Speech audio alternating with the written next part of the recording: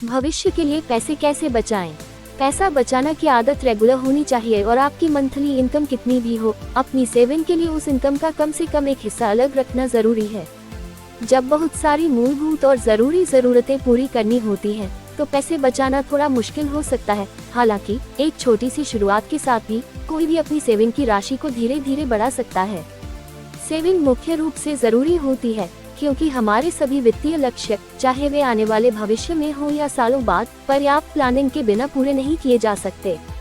भले ही कुछ लक्ष्य एक साल से कम समय में पूरे करने हो, अगले कुछ महीनों में नियमित रूप से सेविंग करने की आदत मददगार साबित हो सकती है। पैसे बचाने और अपने सेविंग लक्ष्य तक पहुंचने का तरीका जानने के लिए आप एक सेविंग कैलकुलेटर का भी इस्तेमाल कर सकते हैं, जिससे आपको ये समझने में मदद मिलती है कि आपको अपनी सेविंग अवधि में कितनी सेविंग करनी है। सफलता। पैसे बचाने का महत्व।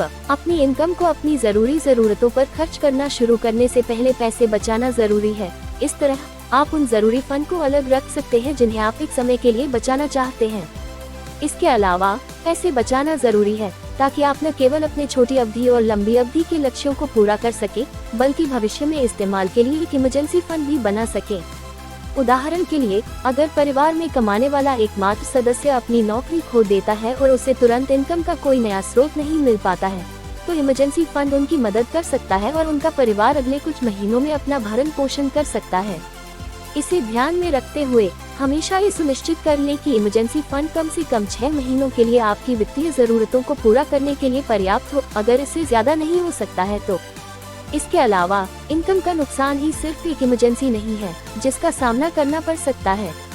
मेडिकल इमरजेंसी जैसे कि गंभीर बीमारियां न केवल किसी के मानसिक और शारीरिक स्वास्थ्य पर असर डालती हैं, बल्कि पूरी तरह ठीक होने का सफर काफी लंबा हो सकता है।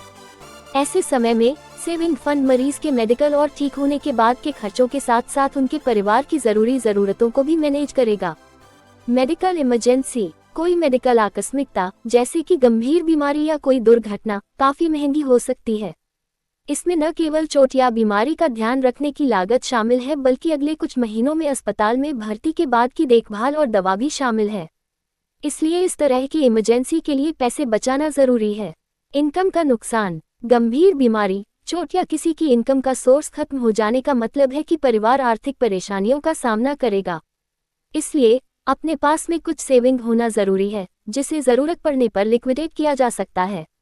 ऐसी सेविंग तब तक पर्याप्त होनी चाहिए जब तक आपको इनकम का रेगुलर सोर्स न मिल जाए।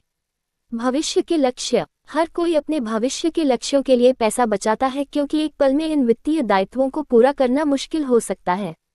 नया स्टार्टअप, आपके बच्चे की आगे की शिक्षा या उनकी शादी कुछ ऐसे खर्चे हैं जिनके लिए आपको 10-15 साल पहले पर्याप्त पैसे बचाने होंगे। व्यापक रेनोवेशन। घर हो या कार, इसे नियमित रूप से मेंटेन रखना जरूरी है। हालांकि इस रखरखाव का ज्यादातर हिस्सा आपकी मंथली इनकम के हिसाब से हैंडल किया जा सकता है, कभी कभार यह बहुत महंगा हो सकता है। आपकी सेविंग आपके जरूरी खर्चों को प्रभावित किए बिना इन खर्चों को कवर करने में आपकी मदद कर सकती है। रिटायरमेंट फंड बनाएं। अगर किसी का फाइनेंस सही है तो किसी के जीवन के सुनहरे वर्ष शानदार हो सकते हैं। रिटायरमेंट के बाद के खर्च आम खर्चों से काफी अलग हो सकते हैं, खासकर जब हेल्थ चेकअप और दवाओं की बात आती है। इसलिए अपने रिटायरमेंट के सालों में पहले से ही पैसे बचाना शुरू कर दें। इन्वेस्टमेंट फंड बनाएं। चाहे किसी का प्रोफेशन कुछ भी हो, अपने कुछ पैसे निवेश करना आपके वित्तीय प्लान का हिस्सा होना चाहिए। हालांकि ये ध्यान रखना कि यह पैसा आपके दैनिक बजट से आए। यही वजह है कि आपको कुछ सेविंग्स को अलग रखना होगा ताकि आप समय समय पर कई तरह के उपयुक्त निवेश करने के लिए उनका इस्तेमाल कर सकें। अगर आपको वीडियो अच्छा लगा तो लाइक और सब्सक्राइब करें। धन्यवाद।